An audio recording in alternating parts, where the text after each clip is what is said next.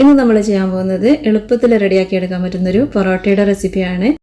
ഇങ്ങനെ നമ്മൾ പൊറോട്ട ഉണ്ടാക്കുകയാണെന്നുണ്ടെങ്കിൽ ഫ്ലോപ്പ് ആവാതെ തന്നെ നല്ല ലേയർഡ് ആയിട്ടുള്ള പൊറോട്ട നമുക്ക് കിട്ടും. പിന്നെ നമ്മൾ ഇതിൻ്റെ മാവ് ഒരുപാട് സമയം കുഴയ്ക്കേണ്ട, വീശി അടിക്കേണ്ട, അതുപോലെ ഞൊറിയേണ്ട ആവശ്യമില്ല. ഇതൊന്നും ചെയ്യാതെ തന്നെ നമുക്ക് നല്ല ലേയർഡ് ആയിട്ടുള്ള അടിപൊളി പൊറോട്ട ഉണ്ടാക്കിയെടുക്കാം. പിന്നെ നമ്മളിതിലേക്ക് മുട്ടയോ പാലോ നെയ്യ് ബേക്കിംഗ് സോഡ ഇതൊന്നും ചേർക്കുന്നില്ല. പിന്നെ വീഡിയോസൊക്കെ നിങ്ങൾക്ക് ഇഷ്ടമാകുന്നുണ്ടെന്നുണ്ടെങ്കിൽ വീഡിയോ ലൈക്ക് ചെയ്യാനും ചാനലൊന്ന് സബ്സ്ക്രൈബ് ചെയ്യാനും മറന്നു പോകരുത്. അപ്പോൾ ഇതെങ്ങനെയാണ് ചെയ്യുന്നത് നമുക്ക് വീഡിയോ കണ്ടു നോക്കാം.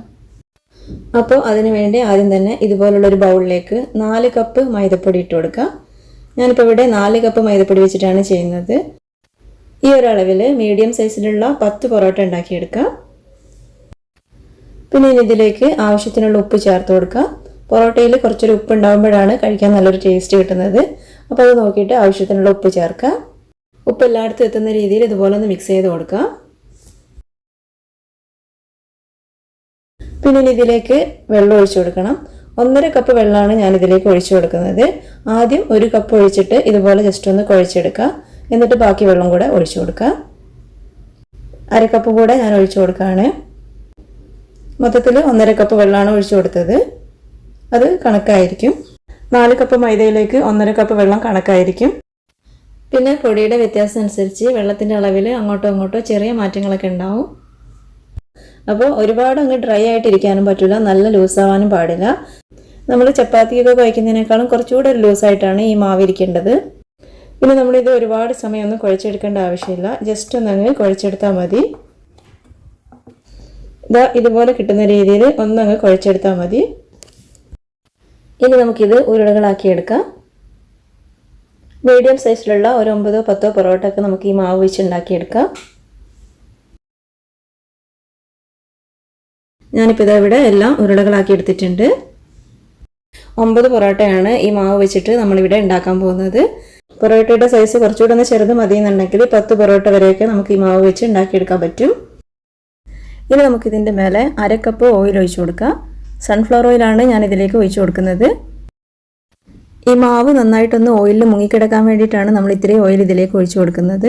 ഈ ഓയിൽ മുഴുവനായിട്ട് മാവിലേക്ക് വലിച്ചു കുടിക്കുകയൊന്നുമില്ല. അപ്പോൾ അതുകൊണ്ട് ഇത്രയും ഓയിൽ ഒഴിക്കുന്നത് കൊണ്ട് നമ്മൾ പേടിക്കേണ്ട ആവശ്യമൊന്നുമില്ല. ഈ മാവ് ഇതുപോലെ ഓയിലിട്ട് കഴിഞ്ഞതിന് ശേഷം നമ്മളിത് കുഴയ്ക്കാനൊന്നും പാടില്ല കേട്ടോ. അത് പ്രത്യേകം ഒന്ന് ശ്രദ്ധിക്കണം.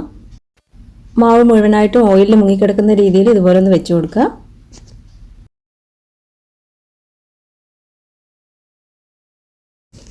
ഇനി ഇത് 1 മണിക്കൂർ ഇതൊന്ന് മാറ്റി വെക്കണം. കറക്റ്റ് 1 മണിക്കൂർ കഴിഞ്ഞതിന് ശേഷം നമുക്ക് പൊറോട്ട ഉണ്ടാക്കിയെടുക്കാം. ഇതുപോലെ ഒന്ന് അടച്ച് മാറ്റി വെക്കാം.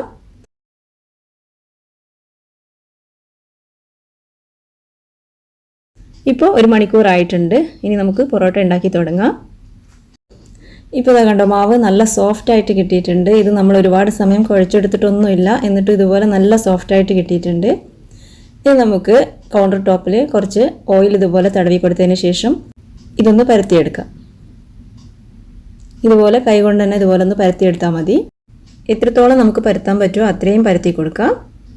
കൗണ്ടർ ടോപ്പിലാവുമ്പോൾ നമുക്ക് നല്ലോണം തന്നെ പരത്തിയെടുക്കാൻ പറ്റും. ചപ്പാത്തി പലകയിലാവുമ്പോൾ നമുക്ക് ഇതുപോലെ പരത്തിയെടുക്കാൻ പറ്റില്ല. അപ്പം പറ്റുകയാണെന്നുണ്ടെങ്കിൽ കൗണ്ടർ ടോപ്പിൽ തന്നെ വെച്ചിട്ട് ഇതുപോലെ നന്നായിട്ട് പരത്തി കൊടുക്കുക. ഇടയ്ക്ക് ഇതുപോലെ ചെറിയ ഹോൾസൊക്കെ വരുന്നുണ്ടെന്നുണ്ടെങ്കിൽ ഒന്നും കുഴപ്പമൊന്നുമില്ല. എത്രത്തോളം കനം കുറച്ച് പരത്താൻ പറ്റുമോ അത്രയും കനം കുറച്ച് ഇതുപോലെ പരത്തി കൊടുക്കുക. ഇനി നമുക്കിത് ഇതുപോലെ ഒന്ന് മടക്കിയെടുക്കാം. ഈ ഒരു രീതിയിൽ മടക്കിയെടുക്കുക.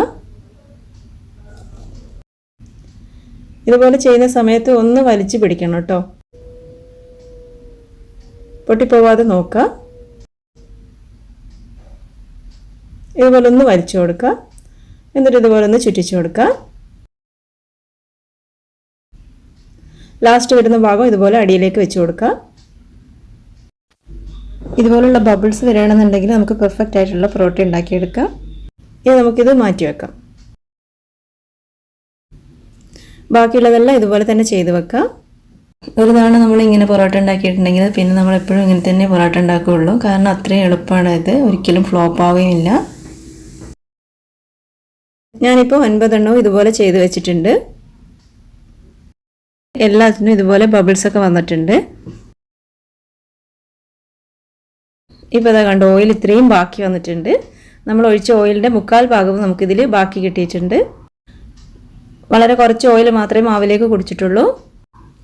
ഈ ഓയിൽ നമുക്ക് വേറെ എന്തെങ്കിലും ആവശ്യത്തിനൊക്കെ ഉപയോഗിക്കാം. ഇനി നമുക്ക് പൊറോട്ട ഉണ്ടാക്കിയെടുക്കാൻ വേണ്ടിയിട്ട് പാൻ വെച്ച് ചൂടാക്കാം. പാൻ ഒരുപാട് അങ്ങ് ചൂടാക്കരുത്.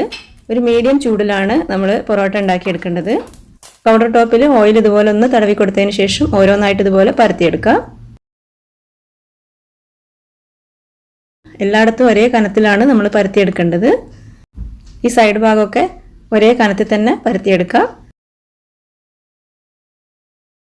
ഒരുപാട് കനം കൂടി പോവുകയും ചെയ്യരുത്, എന്നാൽ ഒരുപാട് തിന്നാവാനും പാടില്ല. ഈ ഒരു കനത്തിലാണ് നമ്മൾ പൊറോട്ടയ്ക്ക് പരത്തേണ്ടത്. ഇനി നമുക്കിത് ചുട്ടെടുക്കാം. ചൂടായ പാനിലേക്ക് ഇതിട്ട് കൊടുക്കാം. ഇതുപോലെ ജസ്റ്റ് ഒന്ന് കളർ മാറി വരുമ്പോൾ ഒന്ന് തിരിച്ചിട്ട് കൊടുക്കുക. തിരിച്ചും മറിച്ചിട്ടിട്ടാണ് നമ്മൾ പൊറോട്ട വേവിച്ചെടുക്കേണ്ടത്. ഒരു ഭാഗം തന്നെ കുറേ സമയത്ത് വേവിക്കരുത്. പിന്നെ നമ്മളിത് ലോ ടു മീഡിയം ഫ്ലെയിമിലിട്ടിട്ടാണ് പൊറോട്ട വേവിച്ചെടുക്കേണ്ടത്. അപ്പോഴാണ് നമുക്ക് ഇതിൻ്റെ ഉള്ളൊക്കെ നന്നായിട്ട് വെന്ത് കിട്ടുള്ളൂ. ഇതുപോലൊന്ന് പ്രസ് ചെയ്ത് കൊടുത്തിട്ട് വേവിച്ചെടുക്കാം.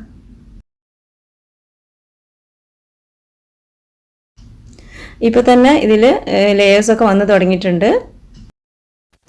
ഇനി നമ്മളിത് നല്ല ചൂടോടുകൂടെ തന്നെ അടിച്ചെടുക്കാം.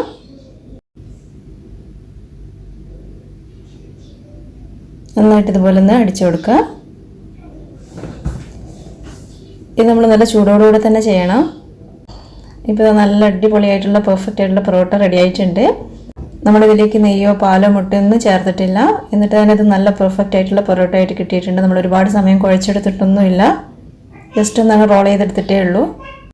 അപ്പോൾ നമ്മൾ കുറേ സമയം കുഴക്കേണ്ടതെന്നൊക്കെ വിചാരിച്ച് പൊറോട്ട ഉണ്ടാക്കാതിരിക്കുന്നവർക്കൊക്കെ ഇത് നല്ലൊരു റെസിപ്പിയാണ്. ബാക്കിയുള്ളതെല്ലാം അതുപോലെ തന്നെ ചെയ്തെടുക്കാം. അധികം കട്ടിയിലോ അധികം തിന്നോ അല്ലാത്ത രീതിയിൽ ഒരു മീഡിയം തിക്നെസ്സിൽ ഇത് പരത്തിയെടുക്കുക. എന്നിട്ടിത് ചുട്ടെടുക്കുക. എന്നിട്ടിതൊരു ലോ ടു മീഡിയം ഫ്ലെയിമിലിട്ടിട്ട് വേവിച്ചെടുക്കാം. തിരിച്ചു മറിച്ചു വിട്ടിട്ട് വേവിക്കാം. ഫ്ലെയിം ഒരുപാട് കൂട്ടി വെച്ചിട്ടുണ്ടെങ്കിൽ ഇതിൻ്റെ ഉൾഭാഗമൊന്നും നമുക്ക് വെന്ത് കിട്ടൂല. ചൂടോടുകൂടി തന്നെ നന്നായിട്ടൊന്ന് അടിച്ചെടുക്കുക.